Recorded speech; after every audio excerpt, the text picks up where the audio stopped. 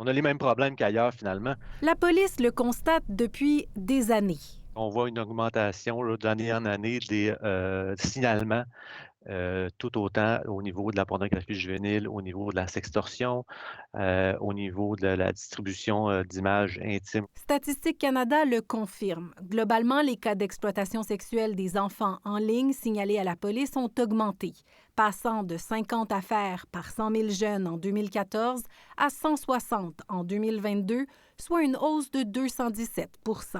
C'est surtout la pornographie juvénile qui représente environ le trois quarts de ces affaires qui, elle, a pratiquement quadruplé durant cette période. Donc, il y a une augmentation de 290 %. Une hausse marquée qui peut s'expliquer par plusieurs facteurs, notamment plus de signalements et de meilleures ressources policières pour les traiter.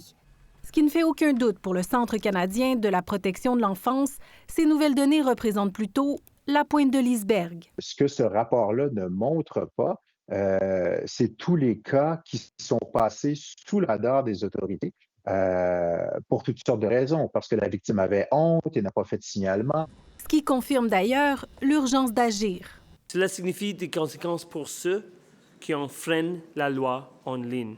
Comme avec le projet de loi déposé le mois dernier pour lutter contre le contenu préjudiciable en ligne. Les victimes ont souvent du mal à obtenir la suppression de leurs images. Là, ici, on va obliger les opérateurs de plateforme à agir. C'est aussi le cheval de bataille de Julie Miville-Dechaine qui se bat pour restreindre l'accès des enfants à la pornographie. Tous ces enfants ont accès sans aucune barrière à des millions et des millions d'images pornographiques, parfois violentes, parfois dégradantes. Donc tout ça, ça normalise, ça banalise la pornographie et l'enfant est plus susceptible d'être hameçonné. Plus susceptibles d'être victimes et selon Statistique Canada, les filles y sont surreprésentées. Ici Jacques Audrey-Charbonneau, Radio-Canada, Montréal.